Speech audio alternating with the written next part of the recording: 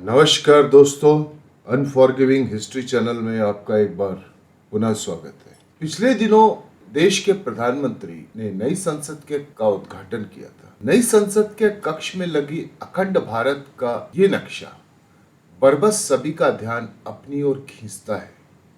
इस पर मंशा या सवाल उठने लाजमी है। सबकी अपनी भावना, सबकी अपनी सोच। हर बात के कई मतलब हो सकते हैं, पर उन बातों में न जाकर हम उस मूल बात को समझते हैं। आखिर 600 ईसा पूर्व के रेखांकित तत्वों का आज के दौर में समावेश करने के पीछे मकसद कुछ तो होगा ही, वरना क्यों संसद के भवन में उसे उकेरा गया। दरअसल ये वो दौर हुआ करता था जब महाभारत युद्ध के पश्चात भारत अनेक राज्यों में विभक्त था। वैदिक काल में आर्यों का राजनीतिक आधार जन था। उत्तर वैदिक युग में जनपद का विकास हुआ और राज्य की कल्पना भौगोलिक आधार पर होने लगी। बौद्ध ग्रंथों में अलग अलग क्षेत्रों में अलग अलग राज्यों के होने का जो प्रमाण मिलता है, उसके आधार पर यह निष्कर्ष निकला कि उस समय भारत में केंद्रीय सत्ता का सर्वथा अभाव था। छोटे छोटे जनपदों को मिलाकर महाजनपदों का निर्माण हुआ और ऐसे ही षोडश महाजनपदों का उल्लेख हमें बौद्ध साहित्य में मिलता है। अंगुत्तर निकाय एक बौद्ध साहित्य है जिसमें 16 महाजनपदों का वर्णन इस प्रकार हुआ है। अंग, मगध, काशी, कौशल, वज्जी, मल्ल, चेदी, वत्स, कुरु, पंचाल, मत्स्य, सूरसेन, अस्मक, अवंती, गांधार, कंबोज। जैन भगवती सूत्र में भी इसका वर्णन है, वो इस प्रकार है। अंग, बंग, मगध, मलय, मालव, अच, वच, कच्छ, पाद, लाद, वज्जी, मोली, काशी, कौशल, अवाह और समुत्तर। दोनों सूचियों में अंग, मगध, वत्स, वज्जी, काशी और कौशल समान है। जैन सूची में मालव और मोली, बौद्ध सूची में क्रमशः अवंती और मल्ल। शेष जनपदों में अंतर है। बौद्ध साहित्य में कुछ गणराज्यों के उल्लेख इस प्रकार है कि कपिलवस्तु के शाक्य, रामगाम के कोलीय, पावा के मल्ल, कुशीनारा के मल्ल, मिथिला के विदेह, पिपल्लवन के मौर्य, सेसुमार पर्वत के भग्ग, अलकप्प के बलि, केसपुत्र के कलाम और वैशाली के लिच्छवी। इन युगों को महाजनपदों का युग कहा जाता है। 16 महाजनपदों में 8 पड़ोसी जोड़ियां गिनी जाती है। अंग, मगध, काशी, कौशल, वृज्जी, मल्ल, चेदी, वत्स, कुरु, पंचाल, मत्स्य, सूरसेन, अस्मक, अवंती और गांधार और कंबोज। प्रत्येक राज्य अपने आप में स्वतंत्र था। मैंने पहले ही कहा था, उस दौर में भारत के केंद्रीय सत्ता का सर्वथा अभाव था। लेकिन ये जो राज थे वो कैसे हुआ करते थे? पहला आता है अंग। यह मगध के ठीक पूरब में था। इसकी राजधानी चंपा, जिसे दूसरा नाम मालिनी भी कहते थे। भागलपुर का चंपा नगर आज भी उसकी धरोहर के रूप में सुरक्षित है। चंपा उस समय भारत की सबसे प्रसिद्ध नगरियों में से थी। चंपा कला, संस्कृति, सभ्यता तथा व्यापार का केंद्र थी। इस राज्य में विशेष उन्नति की, परंतु बाद में इसकी शक्ति का ह्रास होना प्रारंभ हो गया। इसका मगध से सदा संघर्ष होता रहता और अंत में मगध ने इस राज्य को पराजित कर अपने आप में मिला लिया। बुद्धकालीन 6 बड़े नगरों में चंपा की गणना की गई है। विदुर पंडित जातक के अनुसार प्रारंभ में राजगृह अंग का ही एक नगर हुआ करता था। अब दूसरा आता है मगध। मगध की राजधानी राजगृह चंपा की तरह नगरियों में सी थी। उस समय राजगृह अपने वैभव के लिए बहुत प्रसिद्ध हुआ करता था। वराहदत्त वंश का राज्य उस समय तक समाप्त हो चुका था, परंतु इसके बाद मगध पर कई राजवंशों ने शासन किया। प्रारंभ में मगध का उतना महत्व नहीं था, परंतु बाद में इसने बड़ी उन्नति की। मगध में पटना और गया के आधुनिक जिले सम्मिलित थे। प्रागबुद्ध काल में वृहदर्थ और जरासंध यहाँ के प्रमुख शासक थे। कहा जाता है कि अंग के शासक ब्रह्मदत्त और अन्य राजाओं ने मगध के राजाओं को परास्त किया, परंतु अंत में मगध की ही जीत। तीसरा आता है काशी। इसकी राजधानी वाराणसी थी, जो वरुण और अस्सी नदी के संगम पर बसी थी। यह नगर 12 योजनों में विस्तृत थी और किसी समय भारत की सर्वश्रेष्ठ नगरी हुआ करती थी। जैन तीर्थकर पार्श्वनाथ के पिता अश्वसेन काशी के राजा थे। ब्रह्मादत्तों के शासनकाल में यह बहुत फूली फली। महावग्गा में भी काशी का उल्लेख है। वैभव, शिल्प, बुद्धि एवं ज्ञान के लिए नगर बहुत प्रसिद्ध था। इसका कौशल राज्य से विशेष संघर्ष रहता था। काशी राज्य की शक्तियां इस संघर्ष के चलते दिन प्रतिदिन कम होती चली गई और बाद में इसका पतन हो गया। चौथी आती है कौशल। उत्तर प्रदेश के मध्य में उत्तर की ओर कौशल राज्य स्थित था। इसकी राजधानी श्रावस्ती थी। अयोध्या का महत्व इस समय तक कम हो गया था और श्रावस्ती का महत्व दिन प्रतिदिन बढ़ता जा रहा था। काशी के साथ इसका संघर्ष था जो काफी दिनों तक चला। काशी के अस्तित्व का अंत कर कौशल राजाओं ने अपने साम्राज्य का विस्तार किया। प्रसिद्ध वाणिज्य पथ पर स्थित होने के कारण श्रावस्ती का व्यापारिक महत्व में काफी प्रभाव बढ़ गया था। कौशल के एक राजा कंस को पाली ग्रंथों में वाराणसीगहो कहा गया है। उसी ने काशी को जीतकर कौशल में मिला लिया था। शाक्यों की राजधानी कपिलवस्तु इसी कौशल राज्य के अंदर आती थी। पांचवा था वृज्जी। यह 8 राज्यों का एक संघ था जिसमें लिच्छवी, विदेह और यात्रिक विशेष महत्वपूर्ण थे। ये सभी उत्तर बिहार में पड़ते थे। बुद्ध के समय तक वज्र संघ विद्यमान था।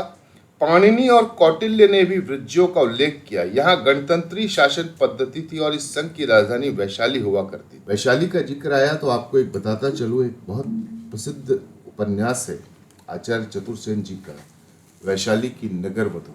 वैशाली सांस्कृतिक और सभ्यता का प्रधान केंद्र थी। वृज्जी शासन में प्रत्येक गांव के सरदार को ही राजा कहा जाता था। राज्य के सामूहिक कार्य का विचार एक परिषद में होता था जिसमें वे सब सदस्य हुआ करते थे। फिर छठवीं जो महाजनपद थी उसे कहते थे मल्ल। वृज्जियों के पड़ोसी मल्ल थे और उनका भी गणराज्य था। ये लोग वृज्जी के पश्चिम और कौशल के पूरब में थे। पावा और कुशीनगर उनके कस्बे थे। ये लोग 2 भागों में विभक्त थे। एक भाग कुशीनगर में रहता था और दूसरा पावा में। महाभारत में मल्ल के दोनों राज्यों का उल्लेख है। 7वां आता है चेदी। आधुनिक बुंदेलखंड के अंतर्गत यह राज्य था और इसकी राजधानी शक्तिमती थी। इस राज्य का उल्लेख महाभारत में भी है और जातकों के वर्णित सोतत्वती भी शक्तिमती है। शिशुपाल यहीं का राजा हुआ करता था। 8वां आता है वत्स। काशी के पश्चिम में ही वत्स जनपद था। पुराणों के अनुसार राजा निचक्षु ने यमुना नदी के तट पर अपने राजवंश की तब स्थापना की थी जब हस्तिनापुर राज्य का पतन हो चुका था। उसकी राजधानी कौशाम्बी थी।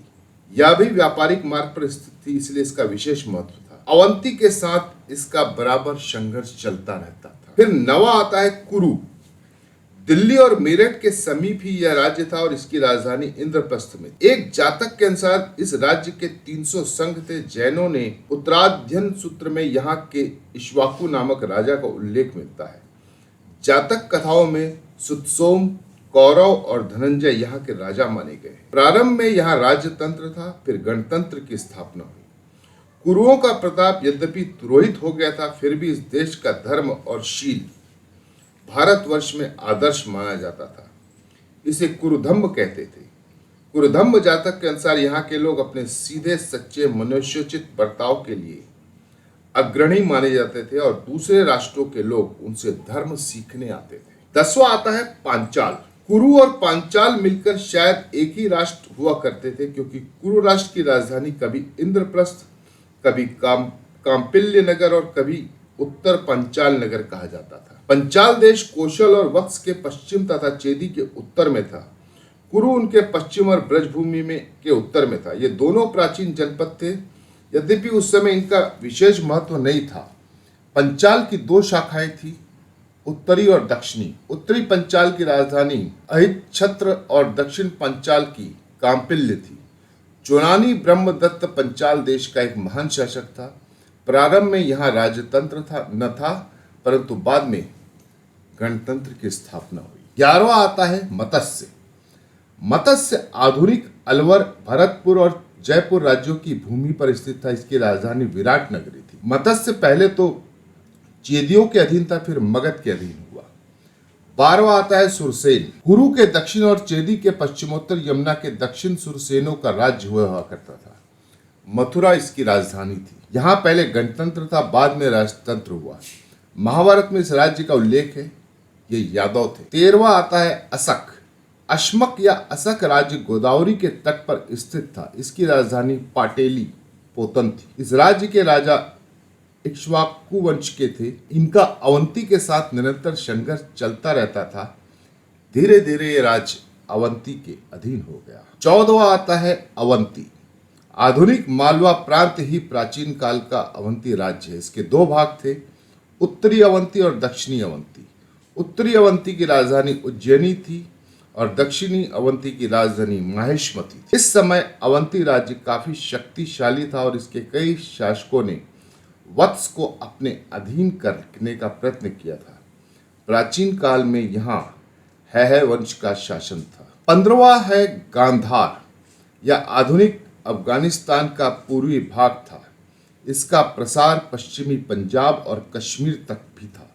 इसकी राजधानी थी तक्षशिला। अवंती और गांधार के बीच कई बार युद्ध हुए थे और मगध राज बिंबिसार का भी इस राज्य के साथ मित्रता का संबंध था। तक्षशिला में एक प्रसिद्ध विश्वविद्यालय हुआ करता था और विद्या का केंद्र होने के कारण गांधार उस दौर में बहुत प्रख्यात था। 16वां आता है कंबोज। गांधार कश्मीर के उत्तर आधुनिक पामीर का जो पठार था उसके पश्चिम पतखंचा प्रदेश कंबोज महाजनपद कहलाता था। फाटक या राजपुर इस राज्य की राजधानी हुआ करती थी। कंबोज और गांधार के नाम करीब करीब साथ ही मिलते हैं। द्वारिका भी इसी राज्य में पड़ता था। इन 16 महाजनपदों के अतिरिक्त और भी कई छोटे छोटे राष्ट्र थे।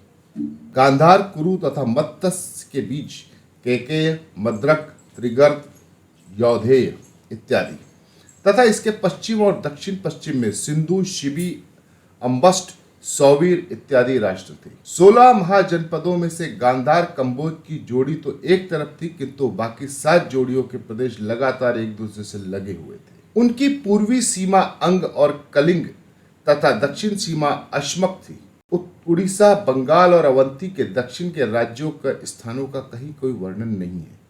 इससे यह स्पष्ट है कि उस काल में भारत के अंतर्गत केंद्रीकरण की भावना के स्थान पर विकेंद्रीकरण की भावना विशेष रूप से विद्यमान थी।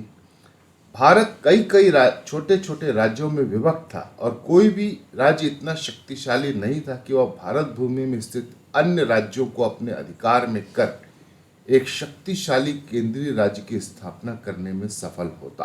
अभी संसद के मानसून सत्र के अवसान के समय 3 नए कानून का जो गृह मंत्री जी ने जिक्र किया और उसके बारे में विस्तार पूर्वक संसद ने बताया और उसके साथ ही संविधान 2.0 जिसकी चर्चा शुरू हो चुकी है, ये यूं ही नहीं है, जिस पर आर्टिकल भी अब आने शुरू हो गए हैं और वो दिन शायद दूर नहीं कि संविधान का पहला आर्टिकल जो अभी का संविधान है वो क्या बोलता है, India that is Bharat shall be A union of state. आने वाले समय में वो बदल कर ये सुनाई पड़े कि भारत इज ए भारत वर्ष shall be A union of जनपद।